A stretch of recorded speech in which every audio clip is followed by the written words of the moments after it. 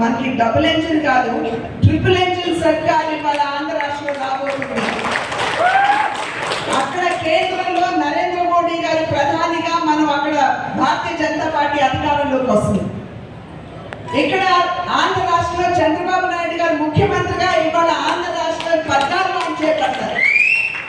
అదేవిధంగా మనం మన నియోజకవర్గంలో ఎంపీ అదేవిధంగా ఎమ్మెల్యే ఇద్దరిని కూడా కూటమికి సంబంధించినటువంటి అభ్యర్థులు కనుక మీరు ఆశీర్వదించినట్లయితే మన రాష్ట్రంలో మన రాజమండ్రి పార్లమెంట్ లో మనం ట్రిపుల్ ఎంజిన్ సర్కార్ని చూడబోతున్నామని చెప్పి కనుక సోదరి మనందరికీ కూడా నేను చేస్తున్నటువంటి విజ్ఞప్తి, మనం కూటమిగా ఏర్పడినటువంటి సందర్భంలో చిన్నపాటి తేడాలు అరమతులు ఉండకపోవు.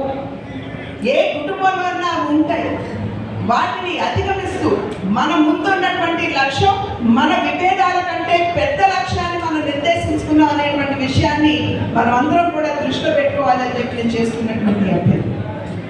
ప్రజాహితే హితం రాజ్ఞ ప్రజానాం చ సుఖే సుఖం నాత్మ ప్రియం హితం రాజ్ఞ ప్రజానాం చ హితే సుఖం అని చెప్పి మన పెద్దలు చెప్పారు. అంటే దీని అర్థం రాజు అనేటువంటి వాడు తనకిష్టమైనటువంటి పనులు చేయకూడదు. ప్రజలకి ఏదైతే హితాన్ని చేకూరుస్తుందో, ఎటువంటి పాలన ప్రజలు ఆకాంక్షిస్తారో అటువంటి పరిపాలన చేసేటువంటి వాడే నిజమైన రాజు అని చెప్పి మన పెద్దలు చెప్తారు.